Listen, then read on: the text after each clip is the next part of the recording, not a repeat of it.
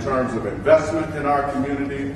We've had some good things happen in terms of developments that have occurred with Fairdale Village and other entities that are going on, 75 North, the Learning Community Center, the apartment building that's going up where the old Mr. C site used to be. There's just a lot of things going on, a lot of development going on. And for the first time in a good while, it's happening in the district. So I'm very thankful for that, very happy that we're doing that. But it does take a lot of work, it does take a lot of effort, and it takes a lot of meeting with people and getting to know developers and working with other people so that we can continue to build the community. So I'm just excited that we're getting some things done, but it takes our community to stay together, to continue to build on what we have started. And the one thing that I want to say to everybody, every time we come together, we have to support businesses in our community. We got to support them. If we don't support them, nobody else is going to. Who do we expect to support these businesses if we don't do it? So it's important for us to do that, and we can do it in a number of different ways. I just wanted to give you an idea of one of the ways that I felt that I could contribute, first of all, to the businesses in our community and to those who are in need. As you know, the Fairdale Village, there's a grocery store next door to it. Now, for me, and the prices are reasonable. People told me that they were really overpriced and all of that. Not really quite true. The prices are fairly reasonable. They're up a little bit because they can't compete with the Walmarts and some of the other places. But what I do, one of the things that I do on a periodic basis, as a matter of fact, my day is Friday and I'm going in tomorrow, I will go in and all of the non-perishable goods, I will go in and I will purchase somewhere in the neighborhood of between $30 and $50 worth of non-perishable goods, canned goods, cereal, those kinds of things, soup, noodles, spaghetti, all those kinds of things. And what I do, after I've purchased them, I've got to deal with them, and I want you to keep in mind that I'm not the only one that's doing this. I've got 5 or 6 people now that follow me on a regular basis that do it, and about 20 others that do it on a more infrequent basis, but they do it as well.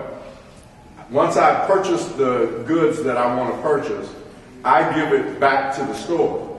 And the store takes it to either the Open Door Mission or Sienna Francis House or some of the needy places in our community.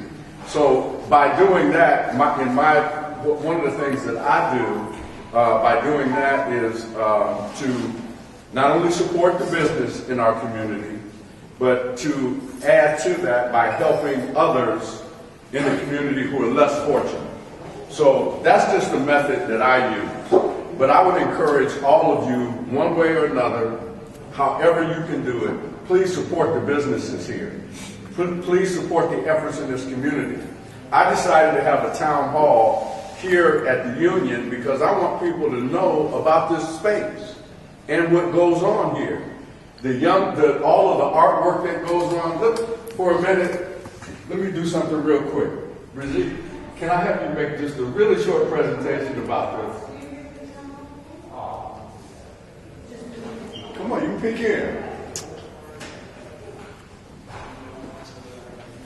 Let me introduce you all to, and I'm going to do this in a number of different places because I want you all to know what is here and what we do. This is Brigitte McQueen Shue, who is the executive director of the Union's art space here.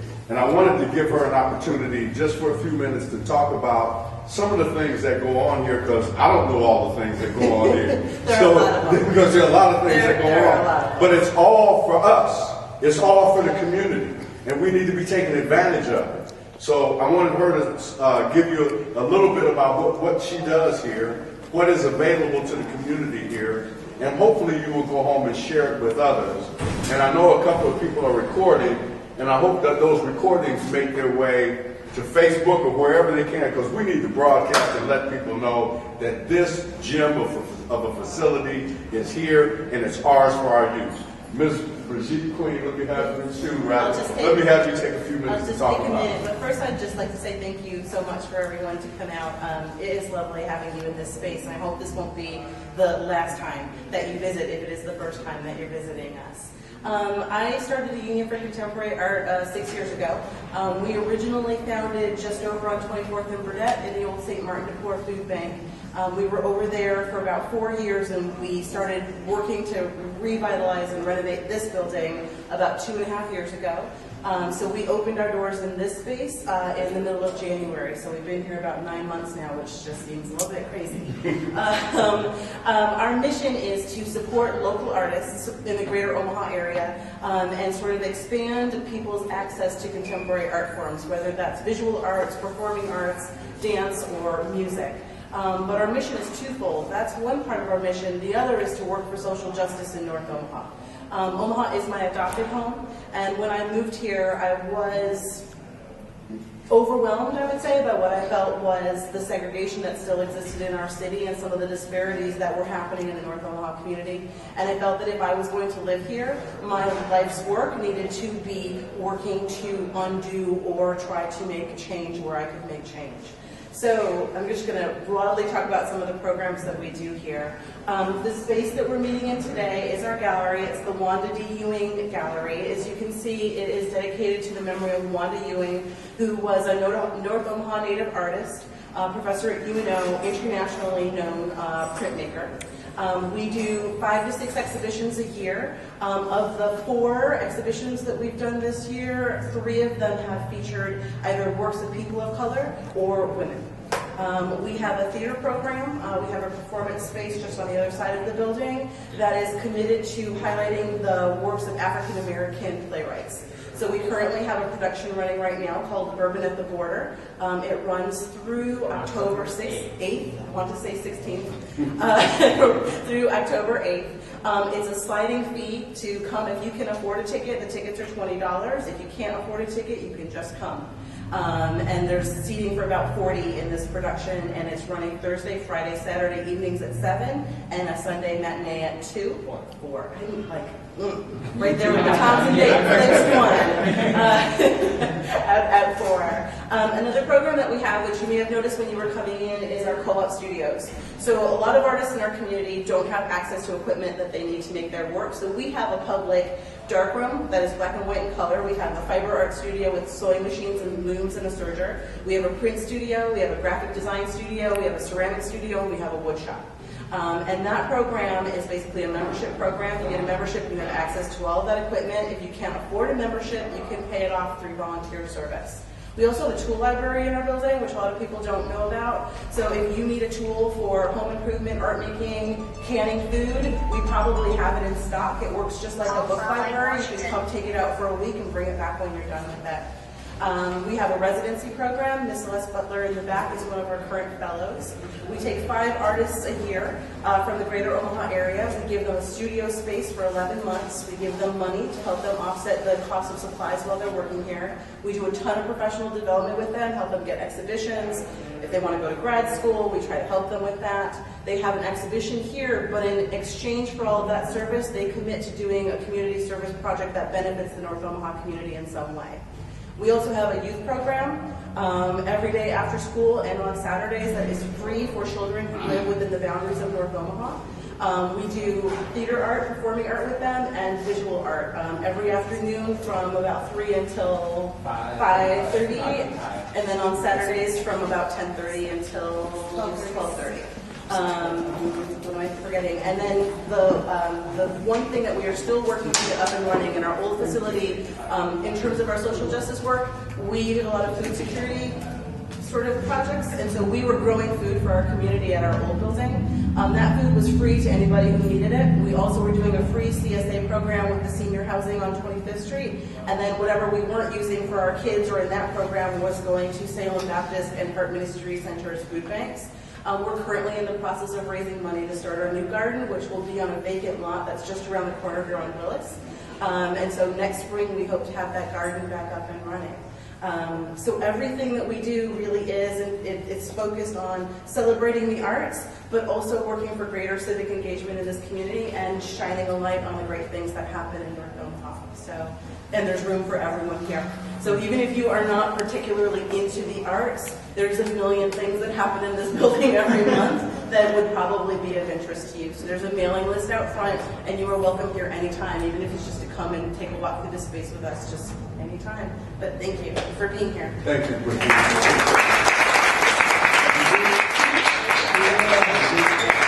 I know I got one artist in the audience, and I won't look. I'll kind of look at her directly. I think you've already called her out. Yeah. But thank you, I appreciate it. You should come by sometime. What's the age of That program is right now, it's Oh, yeah, traditionally good run question. the gamut of, we've had kids as young as 4 through 13. Right now, Miss Jacqueline is our lead teaching artist. And so what's the age range? Yeah, so the after school programs Tuesday through Thursday, we partner with normal area schools. We have Sacred Heart, Jesuit Academy, and Conestoga. So like any of the students that are in those that go to those schools, they can sign up. We have about 12 for the program right now. And then on Saturdays, that's from the ages of 7 to 14 for students that reside in the North Omaha area. And then on Fridays, we just kind of piloted a middle school program where the ones that have already come through the program, during the week as well as on Saturdays, if they're that middle school age and we can tell they just need a little bit more, they can now sign up for the Friday program instead of the other programs. And I should say there's information about all of our programs at the youth program way to register on our website. I think that there's a waiting list currently for the open enrollment program, but I'll grab some flyers and put them up here in case anyone wants any additional information. I have a question. Yes. We were talking about some of the traditional things that are usually passed down from generation to generation, like the canning and sewing and crocheting. Do you teach those? Or We do do. you have some prompts? We do. We teach them. Yeah. So all of our co-op spaces, whether you're a member or not, we do several workshops a week. For non-members, those workshops are $10. Again, that is kind of a sliding scale. For members, those workshops are free. And they run the gamut from everything from quilting to working on the loom to how to sew. We're working on getting a canning one now that fall has come around. Screen printing, film developing, you kind of name it. If it's an art form, we have a workshop here that touches on that for sure. Any other questions for Brigitte? Awesome. Thank you you. guys so Appreciate much. it. So Thanks a much. lot. Okay. Again, I would encourage you to, if you know people, if you have young people that want to be involved in the various kinds of art forms that are available up here, please take advantage of this gym. Take advantage of it. We are planning to do some other things as well because we intend to expand this space to include the 2 empty lots that you see behind us. And we're working on an effort to not only do that, but to combine that with a renovated building that was the Great Plains Black Museum. So we've got some really good things lined up, and we really want you all to take advantage of what's here. We've done a lot of work to make this an arts, culture, and entertainment district. I know that there's some efforts underway now for the Love Jazz and Art Center and some things that are going on there. I'd like to recognize the new executive director, Spencer Danner, who is now at the Love Jazz and Art Center. He's the new exec. And we've got some guests. So, we're headed down the right road in terms of developing an arts, culture, and entertainment district. And I wanted to share one other thing with you about this district. I have been working with several other entities in the community because 24th and Lake Street, I felt, and I think a lot of people felt all along, ought to be a historic district. That was accomplished last year. Last year from Patrick to Ohio Street, from 22nd to 26th, has been designated as a National Historic District,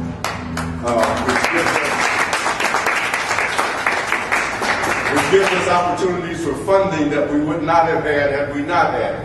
So we do have the designation, and we are going to be talking to you more and more as we begin to develop that, because there is conversation as well about the small business network across the street, where you see the parking lot now. That parking lot is going to, we're going to move that parking lot to the north.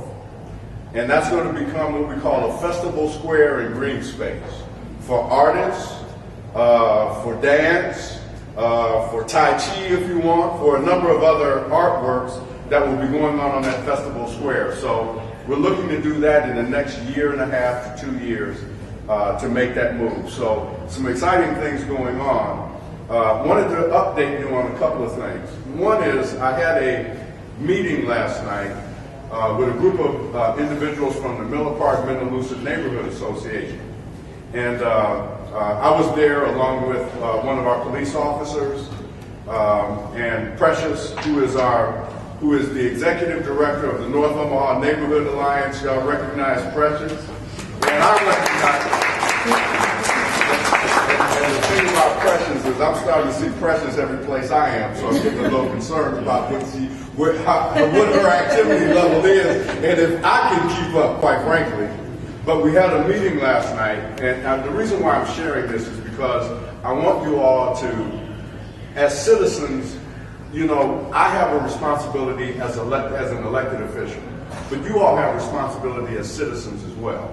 And at this meeting last night, things had blown over, or had gotten to the boiling point where they called this meeting because they're having issues with the BP gas station on 30th and Martin Avenue. And you got people hanging out on after hours, and they're causing disturbances. And as you all may know, there was a shooting there last week. And so I met with the group. I was unaware that there were any things going on, because when I first got on the council, we had some serious issues on 30th and Ames and 42nd and Ames and 30th and Martin Avenue. And I addressed all of those, and 30th and Pratt, where the car wash was. And I addressed all of those and put up closed property signs and other things so that we can eliminate those crowds being on those corners, causing difficulty and causing problems. So I was told last night about this issue with the BP station on 30th and Martin Avenue. We came to the conclusion that one of the things we ought to do, or one of the things that I ought to do, is to call the manager who manages this particular district for BPs and get him in to have a conversation with him about the fact that he's not being a good neighbor right now. And as you may or may not know, we passed an ordinance a couple of years ago called the Good Neighbor Ordinance. And what that ordinance does is, see, a lot of times when we have problems with establishments where they sell alcohol, the only time you can get to them is once you go, we can recommend that their license be revoked, but the Liquor Control Commission in Lincoln is the one that determines whether they actually lose their license or not. As a city and a city council, we got tired of having to go through that whole thing. So we created an ordinance called the Good Neighbor Ordinance. And what it is, the way it operates is, when we have a problem establishment, we will send them a letter. And that letter says that within 30 days, you have to abate the problems that have existed that we have articulated in this letter. If they are not abated within 30 days, we will pull your occupancy permit. We don't have to wait for the Liquor Control Commission. We can send you a letter. If 30 days is not clear, we can pull your occupancy permit. What does that mean? That means that the union can be open all day long, but if they don't have an occupancy permit, no people can come in here. And that's the same way with that gas station. If we pull their occupancy permit, they cannot operate, they cannot sell gas. So those are the things that we're looking at right now. I got a copy of the call sheet, I got a copy of the police reports, and they're significant enough that I need to call them in. But I'm telling you this for this reason. It is important when you have issues in your community to call in. And the police are going to always ask you, when you call 911, they're going to ask you, do you want a police officer to come to your house? You all always want to say no. You don't want them to come to your house but you do want the report noted and placed in the record, so that when people like me on the city council get a chance to see it, and we see the number of phone calls that have been made, we can call them in and say, over the course of, and I'm not kidding about this number. When I call them in, I'm going to say, look, over the course of the year, you have had 37 phone calls of disturbances and problems going on in your establishment. 37 in 1 year. That's unacceptable. You've had 6 police calls in 1 year to your establishment. That's unacceptable. So we're going to send you a letter, and we're going to ask you to abate those issues. And if you don't, we're going to call you before the liquor control. We're going to call you before our liquor committee. We're going to send you that letter, and if those problems aren't fixed within 30 days, then we have a hammer that we can use to address this problem. But it requires citizens calling in, being aware, paying attention, being involved. And if you don't want to call them, please call me. I need to hear that information, because at this meeting yesterday, not even the president of the neighborhood association knew about this issue. This lady had just gotten so fed up that she called the neighborhood association. The neighborhood association called the police department and called me at the same time, because she has me on speed dial, quite frankly. And so we both came to the meeting, and the end result of that is some actions that I'm going to take, because now I have enough information to move on it. But again, I encourage you to call in when you have those kinds of problems and those kinds of issues. I am going to give you a chance to ask and answer questions and engage in dialogue in a minute, but I do wanted to give you a couple of updates on a couple of other things going on. 30th Street, beginning in 2018 through 2019, it's going to be involved what we call a road diet. In other words, because the traffic level on 30th Street is not what it used to be prior to the North Freeway, what we're going to do is we're going to do what we're doing all over the city. And North Omaha, it ought to be in North Omaha just like every other place. We're going to have 2 bike lanes. We're going to have 2 car lanes. We're going to have a turn lane in the middle. So we're going to continue to have the same size street, but we're going to narrow it for bike lanes and others, so that, hopefully it'll stop some of the speeding that goes on in that area by the cars that go through there. But there's going to be a road diet that will hopefully benefit the businesses in the area, the residential area that's being developed in 75 North, and other entities. And so that's going to be a road diet, and you'll be seeing that starting in 2018. Lake Street is going to get started here in about a month or a month and a half. They're going to do Lake Street from, I believe it's 20th to 45th Street. So, but that's going to happen this year as well. Either this year or next year, I'm a patient at the Charles Drew Health Center. And when I go to the Charles Drew Health Center, every street around it is like an obstacle course trying to get around those streets. So one of the things that I wanted to see this year occur was to fix up those streets around the Charles Drew Health Center. And those things I think are going to occur this year. If they don't, they're going to occur next year for sure. So I wanted to make you all aware of that. I wanted to tell you all about the apartment complex that used to be where the old Mr. C site was. They are now leasing up, and that thing will be opened and ready here in about 2 months.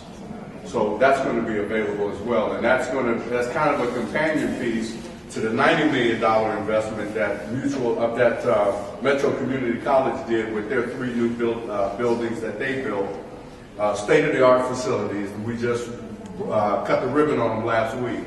So those things are happening as well. There are all kinds of good things going on in the community, and I can talk about them all day long, but I want to hear from you all as well, some of the things that you all are thinking, some of the things that might be on your mind, some of the questions you might have about how city government works, or some other things that you think need to be done that I need to be made aware of.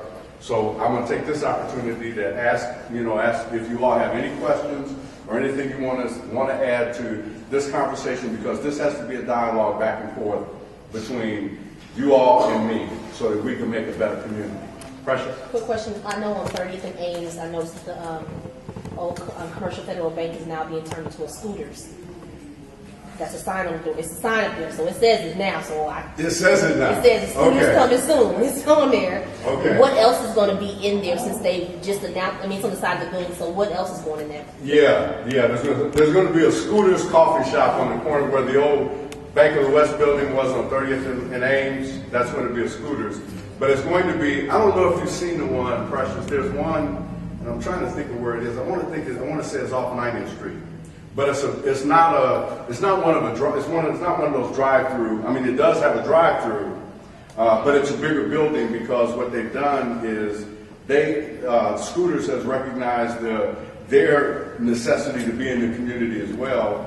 So in this particular building, and they had some problems with some permits, but I kind of solved that problem, I think. So I think they're because they weren't able to start demolition until they got certain permits, and we're going through the process of getting those now. But yeah, there is a Scooters that will be coming, and they're going to have a community room for people to meet and for other kinds of things to occur. They're going to have a small venue for startup businesses is what they would like to do. So Scooters is going to make a major commitment to North Omaha, and that development is going to start relatively soon. I know they wanted to get in the ground this year. I don't know, based on the permits that they have to get, whether they're going to actually be able. And now they'll be able to demolish, but I don't know if they'll be able to start. So they're going to remove that whole entire building. Yes. Oh, okay. Yeah, they're going to replace the building. Okay, because I know. They're going to replace the building. They're going to replace all the stuff. They're going to redo the parking lot. They're going to do all of that. Oh, okay. Yeah. So yeah, that's what it's going to be about. So yeah, that's another. That's another jewel in North Omaha that we hopefully will support. We need to support the businesses in our community, as I said before. Any other questions or anything else on your mind? Yes, ma'am. About the bike lanes, is that like a demo thing, or is that just them putting the chalk line for the? They'll be putting the chalk lines in. Yeah, they'll be putting it. They won't be chalk lines. I hope they're not chalk lines. That's it. Chalk lines have a bit different, much different connotation. But no, the lines will be there for bike lanes, and vehicles are not supposed to travel in those. We know they do, but when bikes are there, we're hoping to smooth that out and make this a more walkable and bike riding community all across the city. They're doing it in other parts of the city. I want them to be doing it in North Omaha as well. So. Is that what they think is going to slow the traffic down? That's going to be part of what plus the compactness of it, and the one lane either way, and the turn lane in the middle. So all of that is designed to slow down traffic, okay, and create a more walkable community. Okay, Ms. Parker. Yeah, you got your list. I'm just going to ask a couple of things. Number one, at the next town hall meeting, could you bring a list of those streets that are going to be resurfaced or repaved in North Omaha? Yes.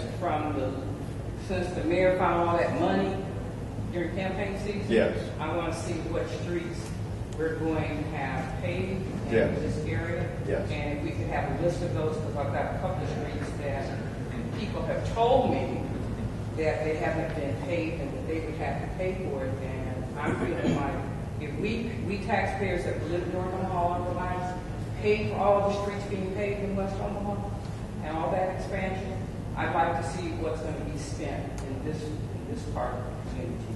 My next town hall, we're going to talk a little bit more about that. Okay. Yeah. My second. Did you have something on that?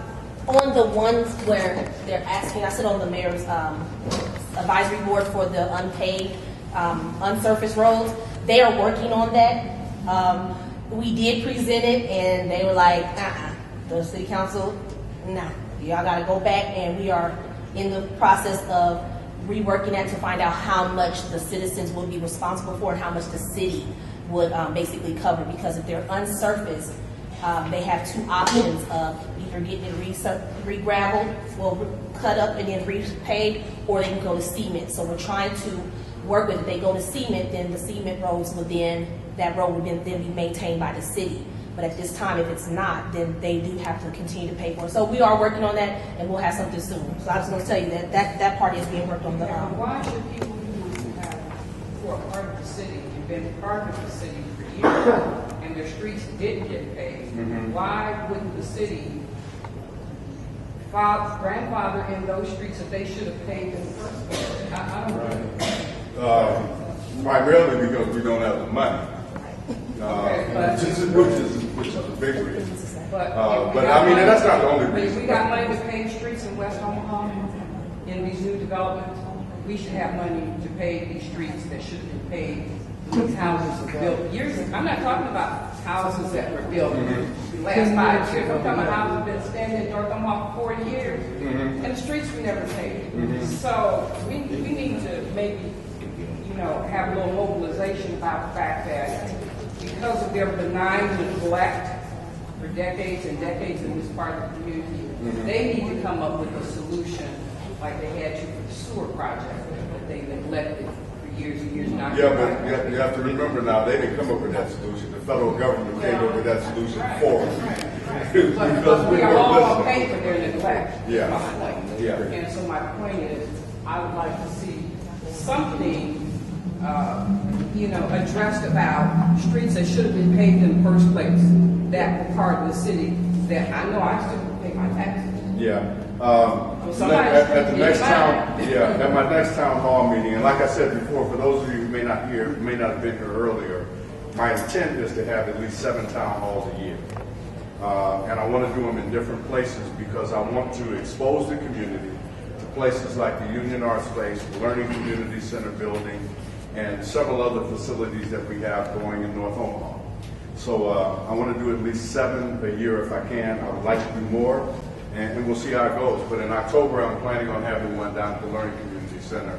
And Precious, I'm going to do them on Tuesday from now on, and not the last Thursday of the month when Nona meets. Because I need to continue to make my representations to Nona as well. So I'll be moving my town halls from Thursday to Tuesday evening, even though Tuesday's a council day and I'm usually worn out by the end of it. I can still stand up and ask and answer questions. Yes, ma'am. I had 2 questions. The Yes. first one is on the Good Neighbor ordinance. Yes, the Good Neighbor ordinance.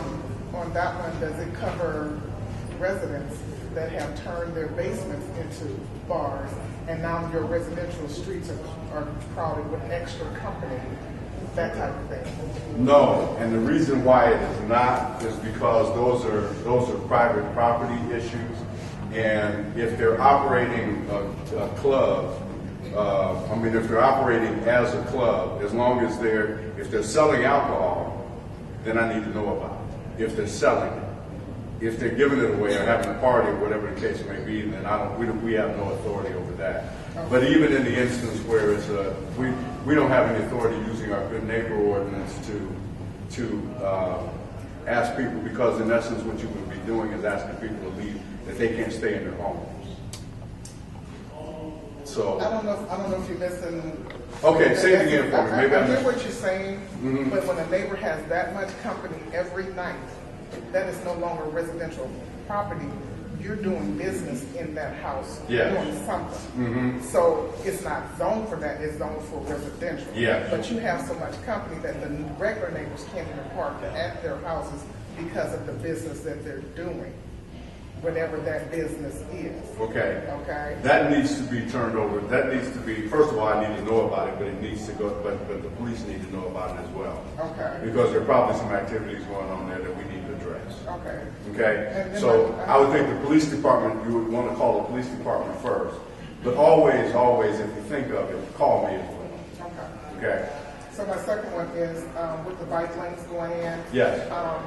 I know I'm a biker, but the streets and the drivers are not biker friendly. So laws that need to be set in place to protect bikers, strict laws that need to be in place, because there's no mercy out here with bikers. I know. There's no mercy. There's absolutely no mercy for a biker out here. Yeah. So we need laws in place before a lot, they've already activated a lot of the streets into bike lanes. But we need the laws to protect the bikers. Good point. I'll start looking into that and see what they do in some other cities. Because that's the way I do it. We'll look and see what they're doing in other cities, and then if they're not doing anything in other cities, we'll create our own. But if they're doing something in other cities, I want to see what the better mousetrap is. But that's a good point. And the reason why I ask that is because I'd rather see the laws put in place now before Yeah. something serious happens. We have a lot of bikers, but the laws are not there to protect the bikers. It's almost to protect the people that's driving the cars. Okay.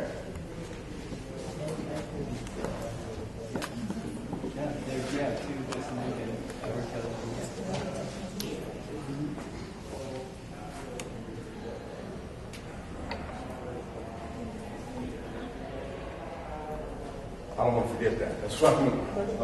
Thank you. Thank you. Yes, sir. You and then Mr. Ali.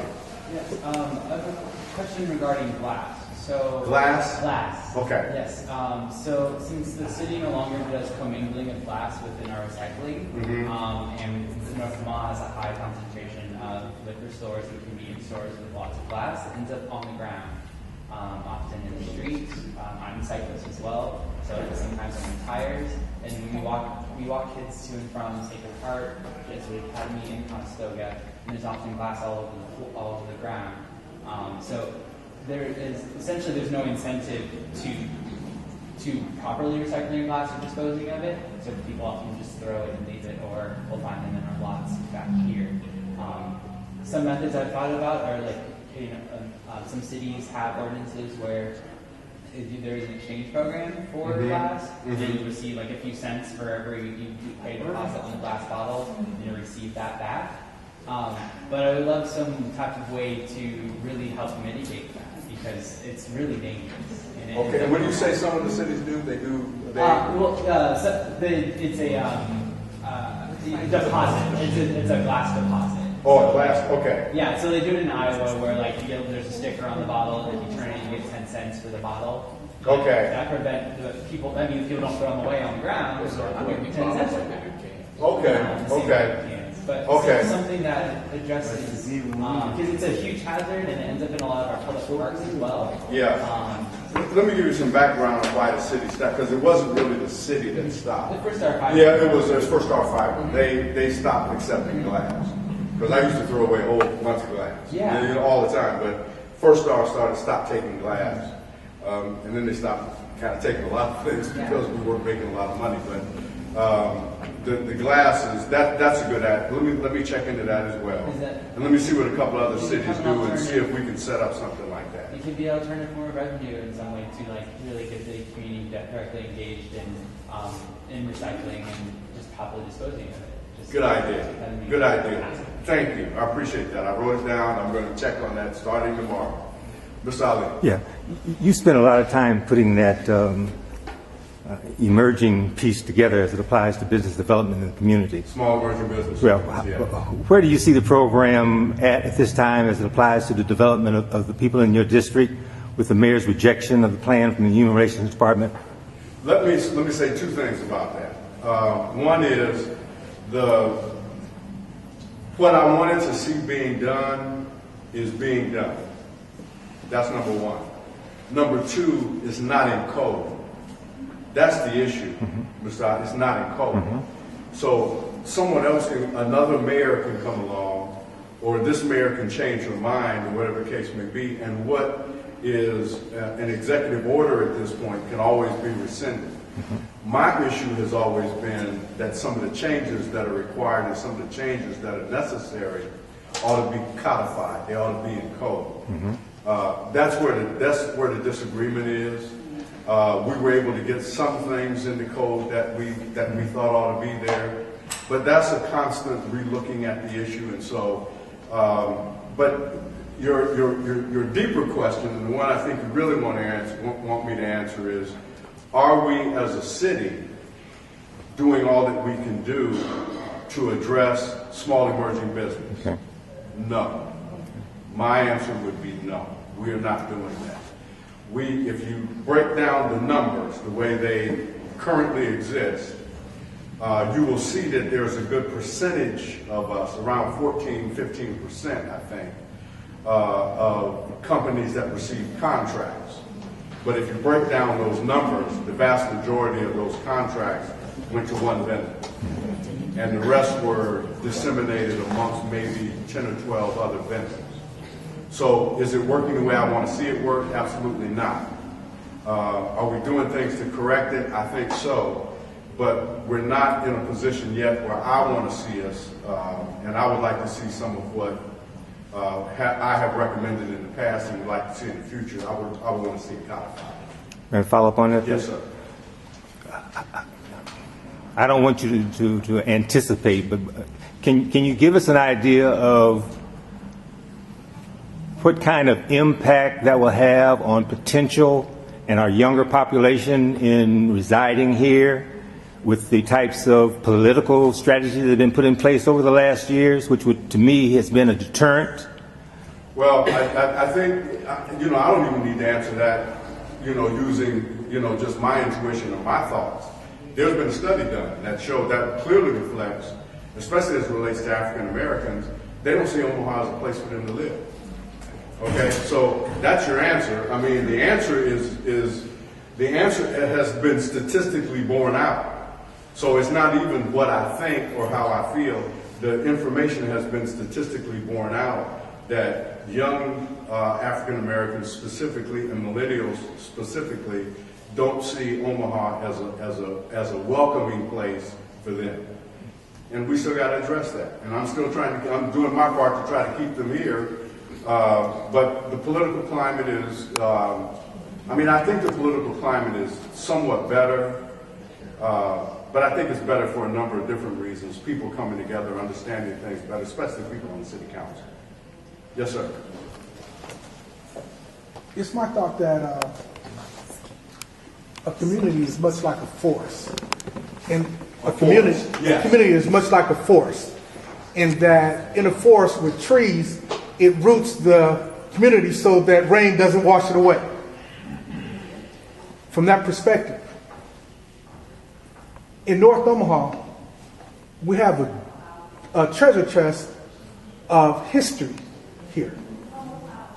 And we're not planting trees that stop the erosion. And in other words, we're not training our young people the way we want to. We're not training the young people. We're not on 70th and Center. There's an obelisk that stands at the heart of the entrance to Exarban. Mm-hmm. An obelisk is an African symbol that identifies strength. Yes. We don't have nothing. Let me finish. My point is that there was a brother in 1907 who graduated from Creighton and was one of the first graduates from Ivy League School. I think it was Yale or Harvard. Okay. His name is Parker, correct? Mm-hmm. We have nothing to identify him. So and these are the trees that I'm identifying that we should implant so that when our kids walk down the corridor, we have established something in the community that shows that we are equal to or better. Because right now there's nothing. We have a drain on our young people because, as you identified earlier, they're leaving because they don't see the chances here for to be rooted. Yeah, they're not leaving in the numbers that. They're not leaving in a whole lot of numbers yet, but they have articulated their concern. Let me ask you a question this way. I would disagree with you to a certain extent that things are not happening. No, I'm not saying that they didn't happen. Okay. And so let me say, in terms of us doing that kind of work, there are a number of entities that are doing that work. We just have to spotlight them and continue to recognize what they're doing. 100 black men are doing that work. The Union Art Space is doing that work. U-Turn is doing that work, going directly after gang members. North Star is doing that work. The Boys and Girls Club, to some extent, is doing that work. Not what they need to. I'm not Right, 'cause going I have to debate respect that with for- you okay. because I'm in agreement with you there. But I'm saying that there are entities that do that work.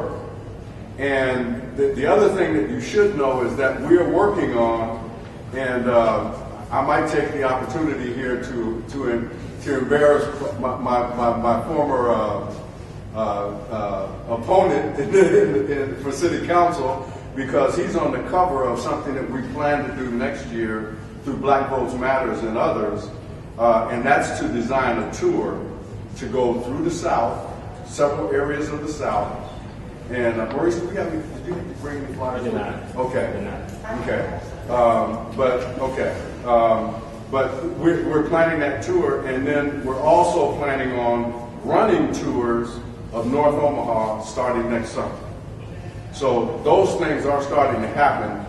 It's still, I mean, even when we do that, it's still not to the point where I want it to be or what you would like to see, but we're moving in that direction. You have to remember that, you know, for a while there was next to no investment, next to nothing going on in North Omaha, and now we got a number of things going, but, you know, we got to kind of crawl before we walk. And so those things are happening. We have to identify the agencies that are doing this good work and not being recognized by other folks and not being identified by other people. But there are these things going on. Just as a follow-up, and then Yeah. I'll sit down. All right. But I can humbly submit that there are other groups that are out there performing. But if it's not identified, if it's not known generally to the public what's going on, because like I said, an obelisk is a very powerful symbol, very powerful. And I saw it when it went up. yeah, we need to have one. If 24th Street is the hub, we need to have one in the center of 24th Street. We got something coming. Okay, well, I'm good. When we got the historic designation, we got some things coming. I'm good. Thank you, sir. Yes, sir. Yes, sir. A couple quick questions. Yes, sir. One, you mentioned that the 24th Street area is supposed to be designated as a historic. National Historic Designation, yes. Okay, now as far as the existing buildings, which is in disrepair, like OIC, the Elks Club, Yes. the building across the street used to be a ballroom. Is there any plans in the works of working with the owners Yes. of the buildings to Yes. try to get them up to code? Yes. Okay. Yes. Second. Especially OIC. Okay, great. Yes. We'll talk more about that. I'll talk more about that after I'm working with the developer. So let me, and maybe I've said more than I need to say, but there is some interest, not only in the OIC building, but the building across the street by this developer. So let me finish, but to answer your question, yes. Okay. Second thing, as far as the bike trails Yes. in Omaha, like you go to Lincoln, you see bike trails from one side of the city to another. Now, with the old railroad line, the Beltway line, has anyone ever brought up the thought of connecting the old train rail tracks that ran from the airport, basically from the Missouri River up to Target? It used to be Target, but Walmart. Anyone brought that up or trying to Not connect yet. it? No, nobody's connected it yet. But it needs to be thought of. We need to have a discussion about it. So, And lastly, I'm glad y'all came today. I got some ideas there. I'm gonna steal y'all that. No, I'm not. Yeah, I think we. I can do it. I can grab Okay. I can grab one. I can I grab want one. to show that he has the names and he wants to follow up with people who have questions.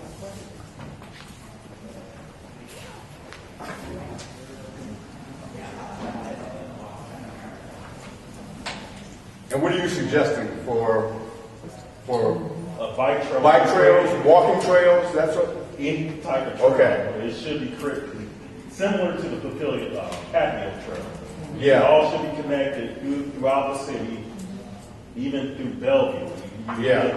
get around on the bike. Sure. Okay. And lastly, I just want to point this out, and a lot of people don't know this. Malcolm X was born here in Omaha, Nebraska. Yep. The Malcolm X birth site is pretty much handled by a few people, very small board, all privately owned, but privately volunteer board. Now, I used to work with the board as far as taking care of the grounds. I can't tell you how many times being there, seeing people from all over the world coming there specifically to see the birth site. And there's a chance North Omaha's missing out on tourist dollars. Is there any plans of helping them to get things going up there? Let me be really candid with you about that, okay? First of all, they didn't have those buildings until the Turnback Tax Committee, which was made up of myself, Chris Rogers, and Brenda Council. We got them that property. It was a $250,000 investment.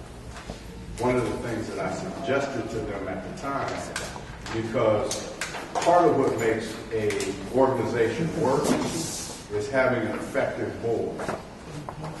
What do I mean when I say an effective board?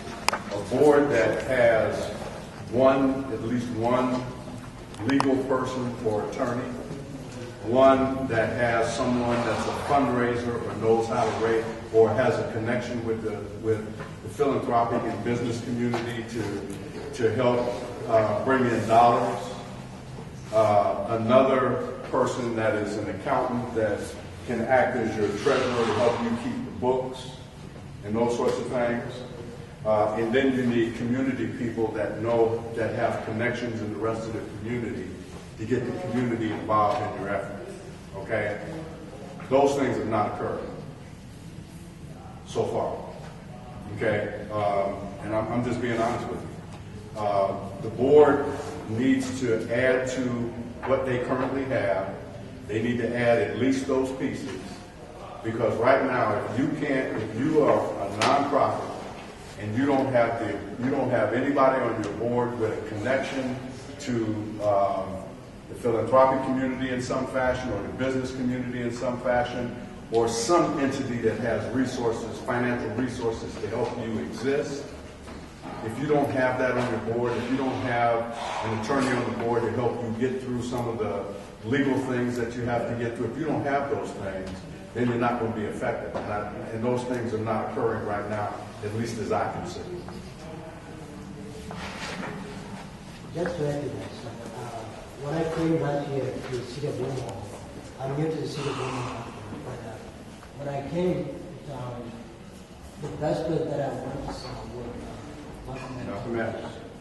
And I see the place, I was horrified. I was asking what is happening to people. What are the leaders? What are they doing about it?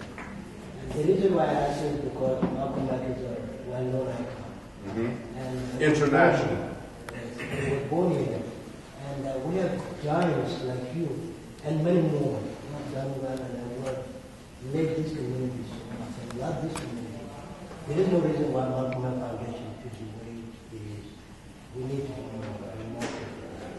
I don't disagree, but with a nonprofit, and they're having the ability to, add to or take away from their board as they see fit. I'm not going to micromanage the Malcolm X board. I'm not going to do that. They have to. I've given them suggestions, and that's about all I can do with that. Because I don't want to attempt to micromanage. I don't want to attempt to bully. I don't want to attempt to do anything like that. But those pieces on that board are critical. The pieces that I just mentioned to you, those pieces are critical if you're going to be successful as a nonprofit organization. I can speak to the Malcolm X Foundation. Sure. They actually just received a grant recently to begin construction on garden spaces there, as well as a greenhouse that was going to be a replica of Malcolm X's birth house. So that's a project that is in collaboration with one of the artists that was in our exhibition, Jordan Hubbard, this summer. Yeah. He is working with them directly to make that happen. So the site itself will be growing significantly. Okay, but the other thing that I'll say to you about that is that, you know, one of the things that we talk about on a regular basis when we're talking about establishing things is sustainability. You can build all kinds of things, but if you don't have the abilities to sustain them, you're really defeating the purpose of what you're trying to do. So make sure when we do those things, we got to make sure that there's some sustainability with it when we do it.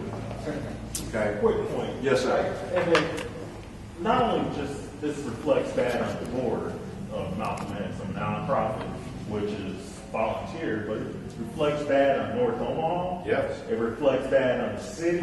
Yes. It reflects that on the state. And the People nation. come here directly and tell me directly, man, what are you guys doing? What are you doing? This is Malcolm X. People travel internationally. Only purpose is to go to that birth site. Mm-hmm. And they're disappointed. Mm-hmm. I mean, massively, like, man, what is going on here? And I just lost it. I wish there was more that I could do, but I just told you, we got them to build it. Okay, through our turnback tax, we got them to build it. We cleared all title. I gave them the suggestions about how they need to expand their board. Absent that, I don't know what else I could do.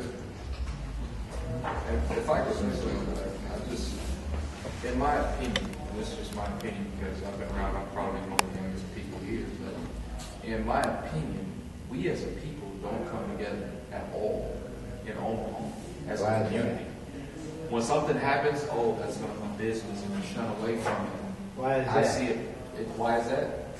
Well, let's be. Hold on, yeah. I love you too. Yeah, but hold on a minute. Malcolm X. Let me finish. I'm not talking I just want to put my bid in. Yeah, let him finish and then Well, I respect In my everybody. opinion, if, for Malcolm X specifically, if we as a people want things to happen for Malcolm X community, then we as a community should come up with our own ideas, because obviously, over the last few years, the board is not doing what the community feels should be done. So the community needs to get together, and if we have to make up our own board to put towards that, or make up our own suggestions to put towards that, I think that's an idea. I think the best thing that we can do is suggest. I don't think we ought to be in their business. I think we can make suggestions as to what they ought to do. Make suggestions as to how they ought to add to their board.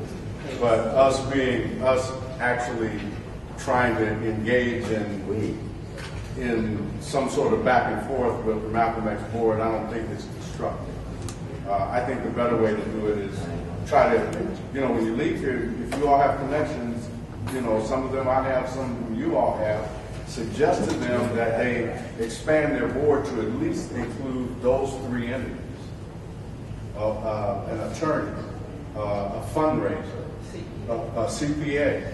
You got to make sure you have those pieces, to be an effective board and to move that board forward, and to gain credibility with others in the community that might want to fund you.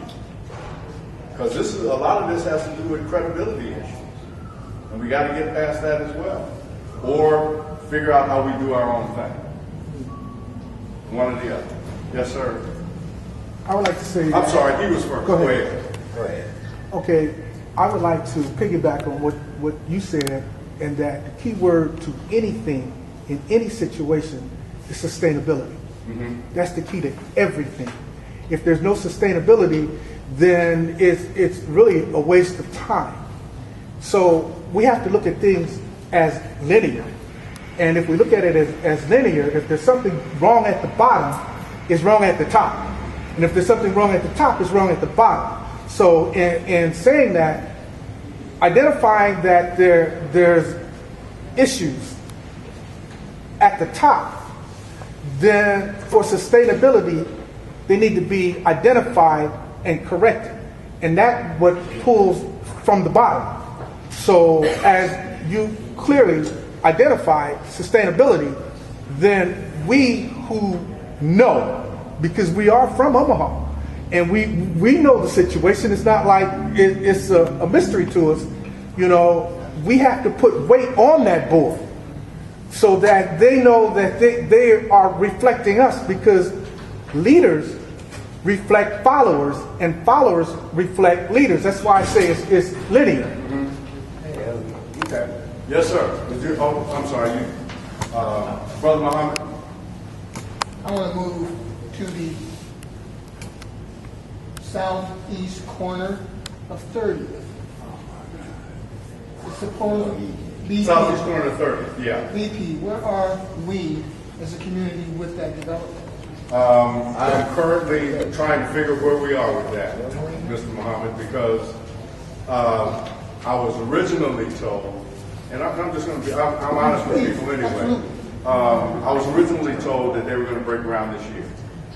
The gentleman that I had talked to, that I was going through, no longer works with the company. And that person left because he felt there were just simply some moral things that he couldn't live by. That's what I was told, that's it. Okay, so I'm making my own calls because one, the same person that owns that land owns that BP on 30th and Martin. Right. Okay, so I'll be talking to that person. And I'm going to find out about both. I'm going to find out what his, because my suggestion is going to be that they close that BP on 30th and Martin from 1:30 to 3. Let that crowd dissipate. When they get out in the clubs and stuff like that, they won't have that place to go to and put up a closed property sign so that police can go on that lot. So that's what I'm talking about there. But I'm also going to ask about 30th Street because that was supposed to happen. That was supposed to be up and running this year. Okay. Yes. Thank you, sir. Yes. Thank you for the question. Yes, ma'am. My next question is about, with all the natural disasters that's happening, is our city ready for any type of major disaster recovery plan, or do we have anything in place? Yes. In effect? Okay. Yes. And can we get that information of what that plan is and how? Yeah, that plan is, the plan is, I believe the plan is online, Okay. but in the Civic Center, we have what we call a sea level. And that's several feet down. And it's when there is a disaster, that's where the mayor and council members report to. And we do operations out of that facility to, first of all, determine what the damage is, what the method of repair ought to be, what services do people need right away, where are the hardest hit areas. Those kinds of things we can find out very, very quickly. So yes, there is a plan. So do we have something, or do we have people in place?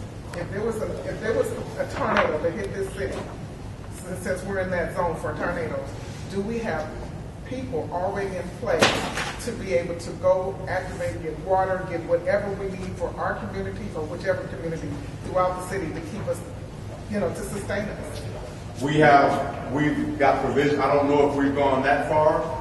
I would have to look at that in detail and see. I haven't looked at it in that much detail.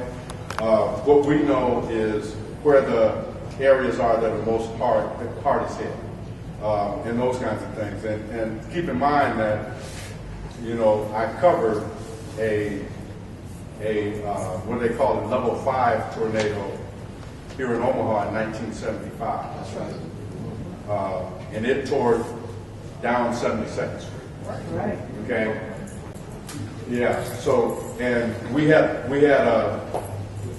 modified the plan. We had a plan in place, but since that tornado, which was a level 5, which you don't see hardly anywhere, but it was an unbelievably mile-wide tornado that tore down 72nd Street. But we fine-tuned some of those plans since then. Can we revisit that plan so that we can make sure that we have added, not only just a plan for the city to go and figure out what to do, that we can start having people trained for natural disaster recovery plan. So there's no such thing as global warming, though. So Let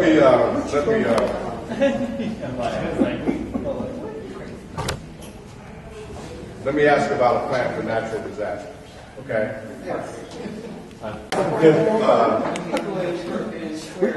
I know, they were optimistic too. Yes, ma'am. I got a couple of questions. Okay. Who is responsible for keeping up alleys in the city? Who? Keeping up alleys? Alleys. It depends. It depends. I think it depends on where they are. Can you give us some written information? Yeah, I get some information. You want some information on who's Well, responsible for alleys? Because some alleys the neighbors are responsible for, and I just don't know which is which. And so give me an example of what would be the criteria that the neighbors would be responsible, and do they know that? The ones who know it, the ones who's responsible for it, a lot of them do know. But let me check anyway and see who's responsible for alleyways. The other thing I wanted to ask you is critters in the fall. Oh, boy. I have a problem, and this is me as a person who's trying to keep up their property. Mm-hmm. I have a problem with people at Jocelyn releasing bats into our neighborhood. And then we have to pay to get rid of those critters out of our house. And I'm Jocelyn. releases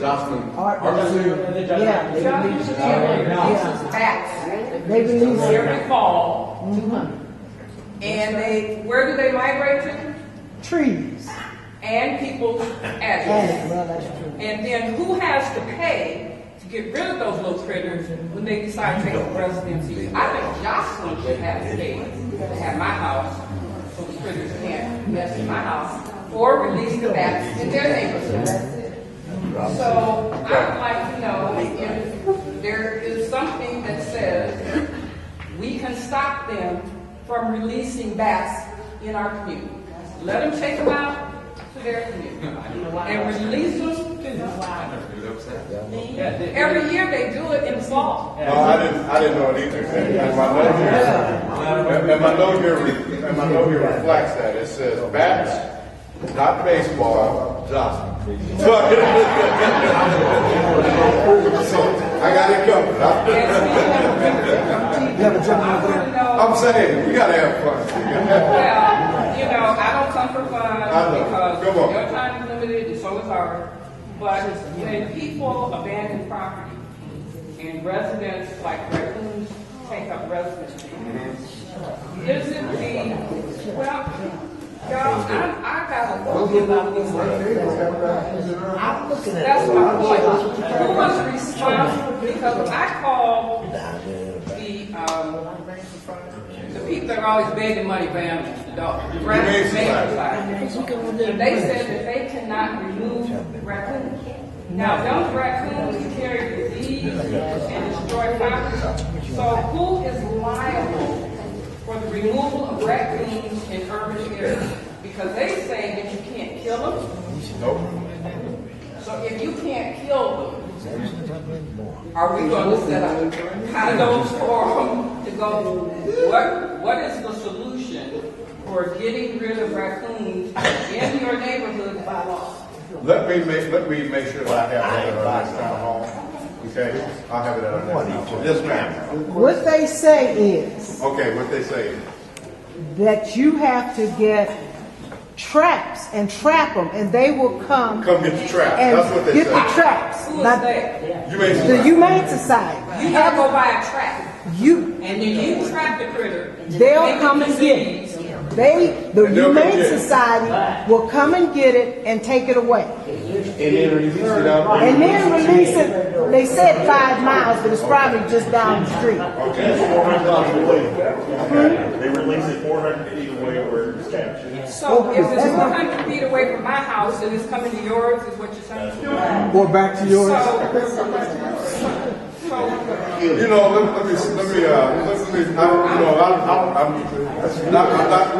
I'm not trying to make light of this, but you have to keep in mind that, prior to the abandoned building orders, we had no way of dealing with it. So now we've got ways to deal with it. And again, it's just going to take us some time, because for a long time, come on, y'all, we were ignored. But we were ignored. And so it's going to take us some time now because everybody else has had a significant head start. But as long as we are staying focused and doing the things we need to do, we'll get to all of those issues. Okay? So let me have that at the next town hall. The next town hall meeting, too, I'm going to have some maps that will show you what 30th Street looks like, what it's going to look like, and then I'll also have the other maps as well. Okay? You got a question? Is there any way or anything set up that would not so much stop the developments going further out west and bring that money back and renovate what we need here instead of continuously making more new stuff out west? Because there's a lot of improvements that need to be done in North Omaha, specifically roads that are still dirt from 20, 30, 40 years ago that still have bigger and bigger potholes that have yet to be tended to, that have never been concreted. Okay, let me answer your question like this.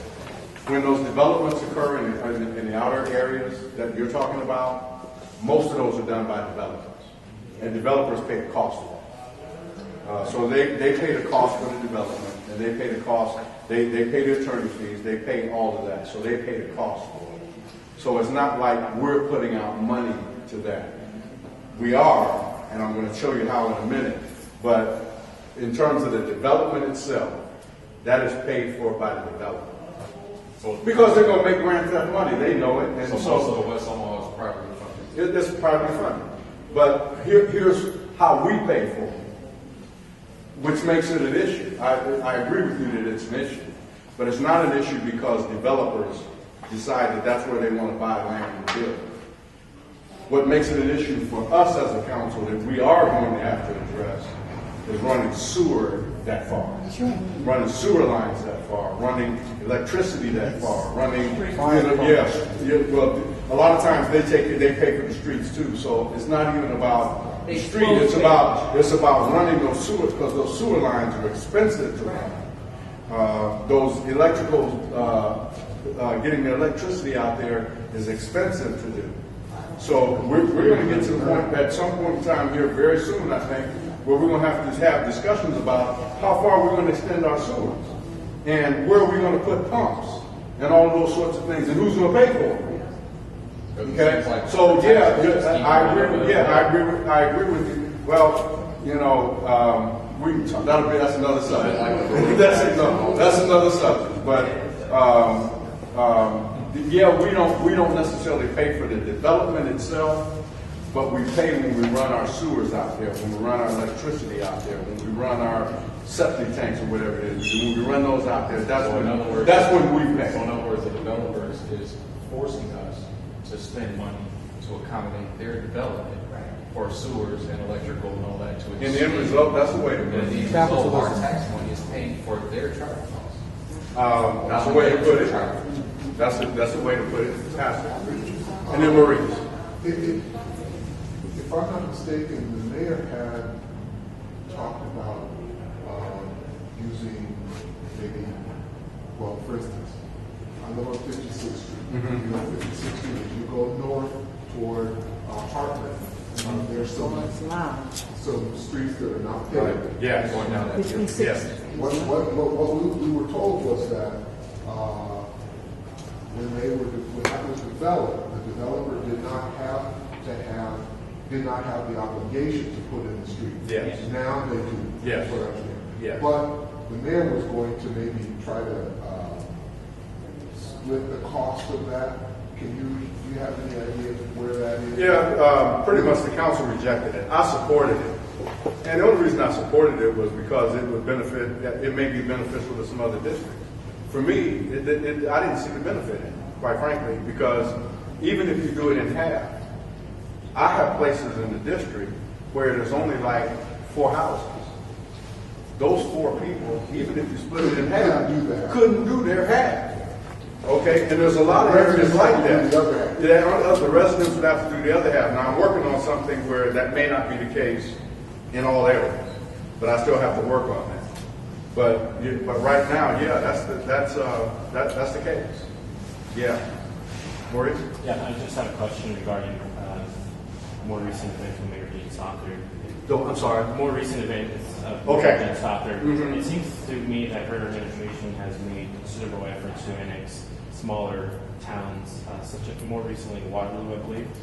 According to state statute, if the population. Well, we're not at Waterloo yet, but there's. Yeah, she's considering it. So she said, and according to state statute, below a population of 10,000, she Yes. has a right to annex. Yeah, and it's feel- within the 3 mile limits Yeah. of the city. Yeah. So how do you feel about her continued effort to expand the jurisdiction? I guess. You know, I have two answers to that. The first one is when we start talking about other areas in 3 mile limit. I have concerns about taking those, especially when the populations are not nearly at 10,000.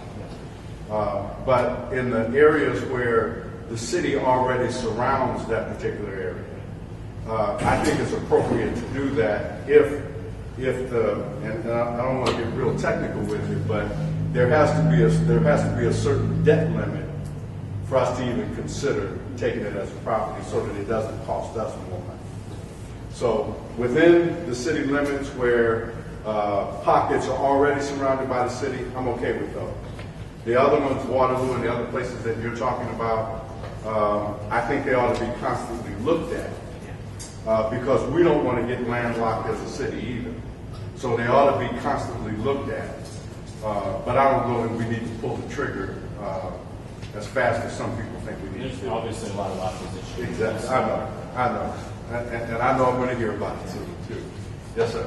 I'm sorry, ma'am. Let me get her real quick because I didn't get you. She's been sitting there patiently. Yes, ma'am. Raccoons, yeah. Coons, okay.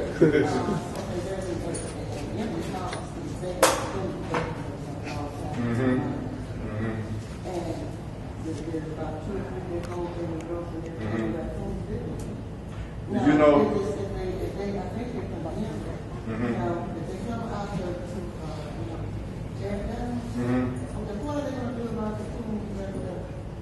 are they going to have something set?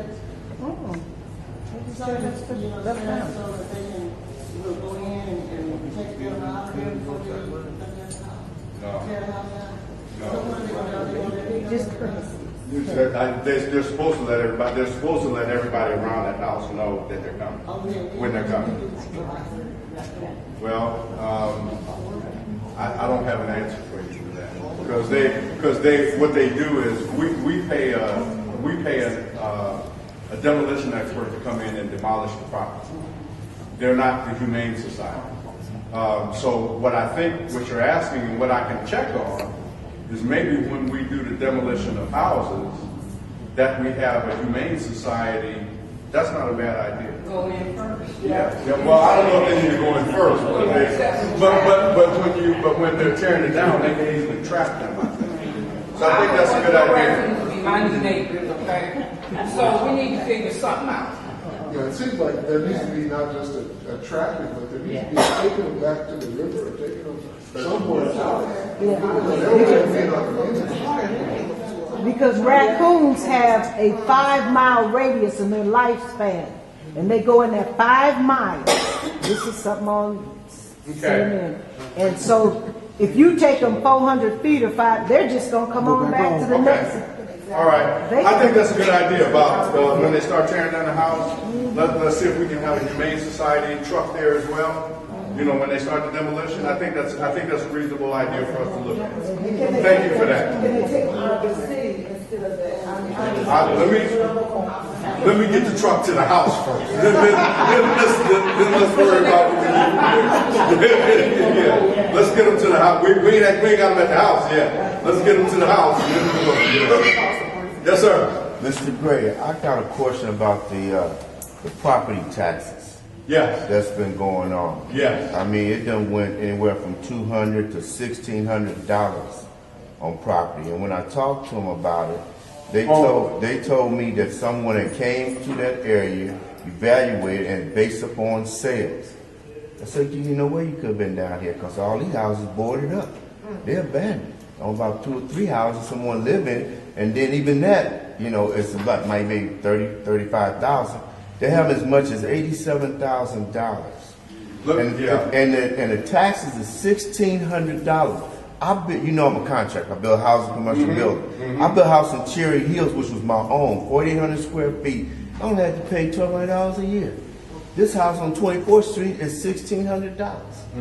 They say that we're combining both incomes together. Both of the people are 80-some years old. They combining both incomes together. I'm saying, wait a minute, how can you go? Are you basing this upon the income or the value of the property? So I'm kind of in a loss for that because they're saying that they did everything they're supposed to do, and $1,600 is a reasonable amount for that area. And I'm saying that it's not. Let me say two things. Let me say a couple of things. One is, the one thing is, first of all, I get all the questions about this, but this is actually a county issue. And so the person we should be talking to is Chris Rogers, but I'm going to try and answer some of that for you anyway. First of all, they're not doing everything they're supposed to be doing. I can tell you that right now. If they were doing everything that they were supposed to be doing, the valuations wouldn't be as fluctuating. You wouldn't have the fluctuations that you have. So they're not doing everything that they can do. Second, when the tax board went in last year and attempted to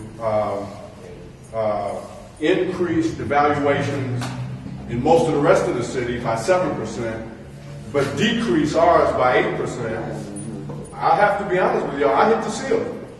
You know, because you're not going to discriminate against people in my district in my face. So I'm going to have to address that. So, and the reason why I did that is because our property is, it may not be what other people's values are, but our properties are more valuable than they're trying to lead us to believe that they are. That's right. And I want our property values to stay high, which means you all are going to pay more property tax. But it's got to be that way because at the end of the day, if you want to take out a second mortgage on your house, or if you want to sell your house, you don't want to sell something that's been valued at 8% lower than the rest of the city. That doesn't make sense. So we had to address that in the Supreme Court. The Supreme Court, to their credit, overturned that decision. But yeah, go ahead. I agree with what you're saying, but the drawback is this. Yeah, it looks good on paper, but when they actually come out, the banks to evaluate that house for a loan to get remodeled or to sell purpose, it's not. It don't even hit the value as it in the market. It's usually lower. But all this time you're paying high taxes on dollars that's not in your home. That's because you got a system that is not operating right. We got to get that system straight. That's my point. That's the point. And we got to get that system. But keep in mind, that's a county issue. Okay. But I'm handling it as best I can. But it's a county issue. All right. Thank you, Pastor, and then Elijah. I just want to say, Pastor Kevin and myself went to the county commission about 9 months ago, complained. Chris supported our efforts and so forth. But then the evaluations turned higher out west, and they started getting all the publicity on that. And I don't know that the people that we were supporting were older people, so they were able to handle it. And I forgot the terminology, but they were able to handle it without having them come back out and reassess their properties. Yeah, we had a record number of North Omaha folks who did go down and protest the low valuations because they wanted their valuations raised. We had a record number of those folks, and they did get their valuations raised. But I think it's probably still not where it needs to be. Yeah, we need to stay on it because, as he said, the problem is that they're able to assess your home differently than the valuation. Yes. Yeah, and that's the thing that banks do, which is another subject that I'll get into probably at my next town hall. But yeah, go ahead. My question is this. In the state of Nebraska, minimum wage is $9. What is the city doing to improve minimum wage? The city right now doesn't have anything on the drawing board to increase the minimum wage. And I don't know why, and I don't know when we will. Partially because the federal government just raised it. And so since the feds just raised it, I don't know that we have the authority to do it if we want to. But I don't think we've evaluated if we want to do that or not It yet. should be officially 10 beginning of next year. Yes, it's going to officially be 10 next year. In Nebraska. Yeah. So yeah, that's what it's going to be. Yes, ma'am. 3 questions. Okay. You've been sitting there for a while, so we get all mine in now. Go ahead. Okay, well, you know where I live at. Yes. You know who I deal with. Yes. And the little critters and all that, you know, so we live there where I live. So I want to know, have you been working on that? Yes. And number 2, I'm in 75. I'm in that area, I'm in 30th Street. Oh, 75 North, where they're not where I'm in they're that area, and do you think you don't really know when that's going to get started? Project. The road diet, you mean? Well, whatever, the new houses and all that. No, the new, they're leasing now. They're tenants in there now. Oh, yeah, I thought there was more coming. There's still more, a lot more coming. Yeah. Yeah. So when is that going to start? It's a process. After they start building and once they complete a property, then they start leasing it up. And also, I know people now, how do other people that don't have internet, Facebook, cell phone, how do they know when you're meeting, what time and all that stuff? Well, I've had flyers in several places, but other than that, I don't know. I like, Also, if you provided your emails you don't have it. Okay. what area A lot of senior citizens. Seniors like, that's what I'm talking about. We'll get it in, see if we get it to see. Yeah, I didn't put in the star this time, but I will next time. What if you lift it out further? I was too late for getting in the star this time when they were working 2 weeks. We had to take some time out. So maybe their office can do that. But there are a lot of senior citizens who are online because, and they don't get any information.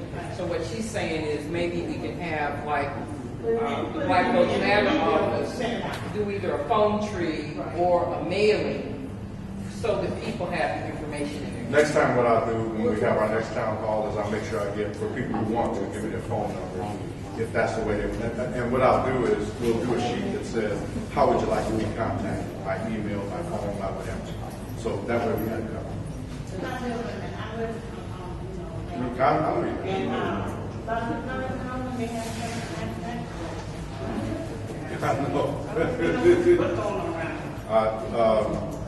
I don't know.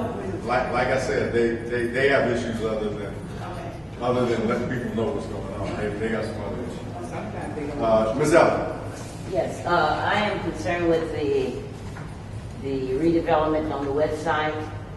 Have you all got any developers to come out to check out some of the property that is on 24th Street concerning some of the business that hopefully that will be going down in there? Well, the evaluation comes first, and then the developments start to come.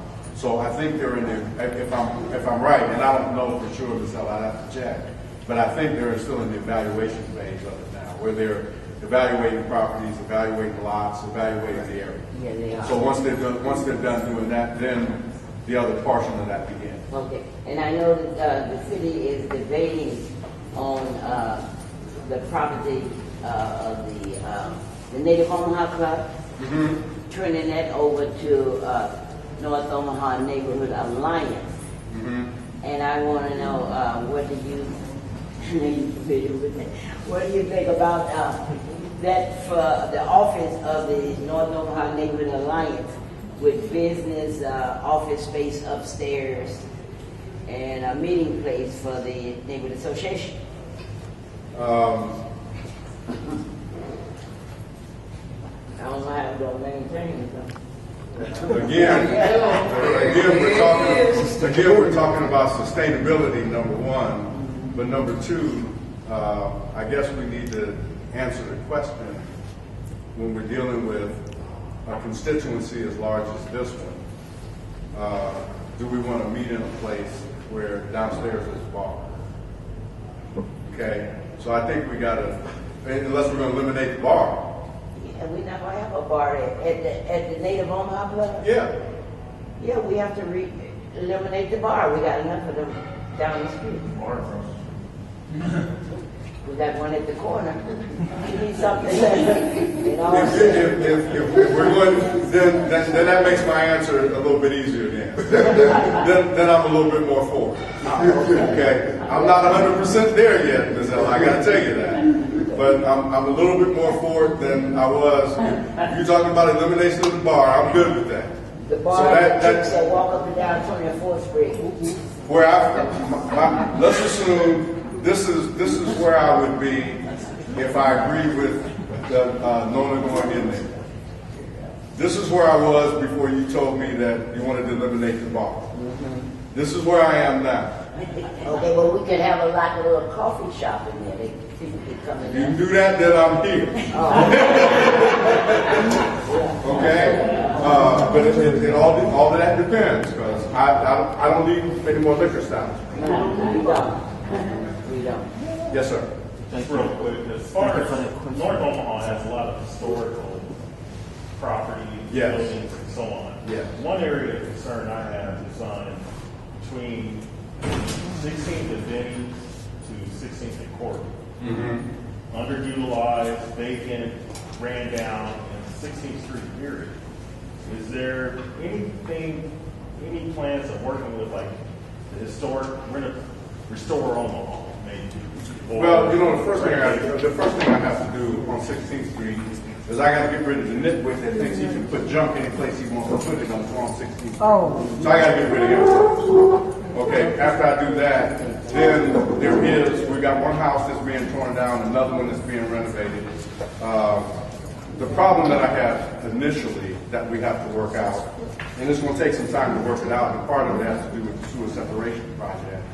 Right now, 16th Street is a truck which makes it difficult to want to do, especially for developers and others who want to do some things in that area until after the sewer separation project, and we can reroute trucks. Linda Lovegood is here, by the way, too. Linda is largely responsible for the sewer separation, not the Clean Solutions Omaha. So, but she does that, and she's very much involved in the sewer separation project, and can tell you more about it than I can tell you about it. But I do know that in that particular area right now, 16th Street is a truck because of the sewer separation project. But hopefully, once that's done, and it's going to be a while because we're talking about doing some renovation to the CenturyLink as well. So that might be an issue that's going to be in a state of flux for a while. And I wish I could give you a better answer. Okay, and like, just even some of the historical aspects, is there any way to work with stopping the demolition of historical homes? Yes, and what we've done with the land bank, I'm glad you brought that up, because what we've done with the land bank is we initially thought we had about 400 properties that needed to be torn down. We went through and looked at the historical nature of some of these homes, and we also looked at where they were in the process. So we reduced that number now to about 107 that are really beyond repair, that need to come down. But the rest of them, we're looking for opportunities for people to purchase them. And we're having really good success with the land bank, by the way. It's really fun to go into a land bank board meeting and see a lot of people that look like us in there buying property. I like to see them, because that's when I was out doing the research on the land bank, that was one of the things that I hoped would occur, and it's occurring in even numbers that I didn't think it would. A couple more, and then I'll stick around for any other questions. Just a quick question Yes, update question. on what's going on with the OPPD plant, the coal plant? The coal plant? The coal plant. Oh, well, what they're doing now, well, I think they've reduced 2 more burners. They've reduced 2 more of their stacks to natural gas. So they're starting down the process. I think they've got 8 stacks, and I think half of them are done now where they're using natural gas and not coal. So that's starting to occur. Is that your question? Okay, yeah, So they're starting. They're gradually, it down. and they have until 2025. The DEQ and Department of Environmental Quality in Lincoln has given them until 2020. Well, the feds have given them until 2025, and the state has signed off on it, so they have until 2025 to make all 8 of their stacks natural gas instead of coal. Thank you. Okay. Sister, did you have a question? Yes, well, I have a question and a comment. Question and comment. Yeah, two comments. Okay. First, to answer the 16th Street, that is my area. Mhm. I am the president of Benny Works Benson. And the more that you call the city, the more they'll do. Yes. The more calls you put in, the more they do. I had that discussion before you got here. Yeah. Okay, so they have it again. I had to work on that gentleman with the stuff down there. He was very rude, and so need I say more? But he took it. He's taking it from one spot, moving it down to Done Deals. Done Deals or something of that nature. And so he will be eventually moving on and on, but we're going to get that area cleaned up. I work with Ron down at Chubb's, a very nice gentleman. If you see an area that needs help, you have to call. The more people call, the more that they're on it to do something about it. The less people call, they know it's a problem, it's notated, but it doesn't seem to be an eyesore to other people because I'm sorry? They don't live down there, they don't get it. Right, exactly. That's why they have to know that we care about it. Once they find out that we care and that we don't want to deal with the stuff down there, then they make a difference. And I want to tell you, Ben, thank you for putting this together. You're the first city councilman that has ever done this, have a forum to be concerned about the people in the communities. So I want to tell you thank you.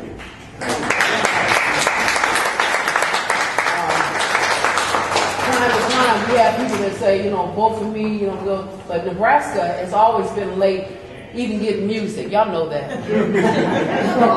Okay, well, and clothes or whatever, but because of you caring and wanting to come down inside of the community where you so represent us so well, and I'm not kissing or busting, don't nobody get it wrong, get it twisted, get it right. That's right. I admire you and I respect you. And I thank you for being concerned because, you know what, we wouldn't even have this down here if it wasn't for you working and others doing what they do. We're on the map doing other things, participating with NUSA conference and different things.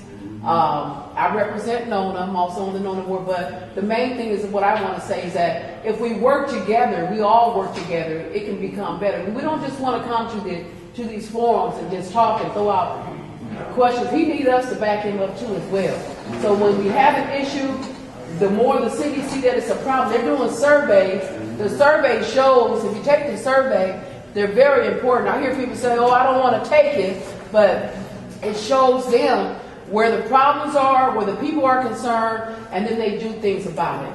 And it's just like your own home. If you ain't concerned about it, you're not going to do anything about it. So, on that note, I wanted to just tell you thank you. Thank you. Okay, thank you. Let me say one other thing and then I want to close because I want to be respectful of everyone's time. I have a constituency office as well. And that office is right up the street here on 2518 North 24th Street. It's the Black Votes Matter office. It's my constituency office. And Paris Spencer is the lady that handles all of the business that relates to Black Votes Matters and me as well. And we have a form there that you can fill out that lets me know that you want to make contact with me.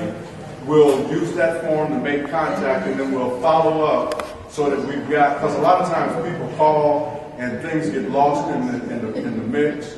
But if we fill out the form, if you want to do it through my constituency office, there's a form that you fill out and there's a paper trail that we will follow that will, let you know that who we made contact with, the things that we've done. We'll get back to you and so forth.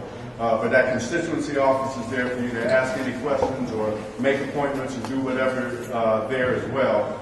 But again, I'm going to be doing these town halls very periodically, so it's going to be at least once every other month. Do you have a date for next month?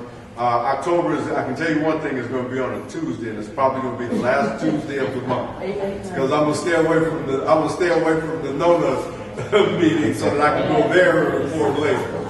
So But again, I want to thank you all for coming. I appreciate the questions. I appreciate the dialogue back and forth. That's how we grow as a community. That's how we come together as a community, and I want us to continue to do that. So I'm going to continue to hold these forums. So again, thank you. I appreciate it. I'll let you know when the next one is going to be, and hopefully bring your questions and bring somebody with you next time so that we can build on the dialogue that we've had, because there's some other things that I'm going to talk to you about next time. So They call the number on the fly. call the number on the fly. Yes.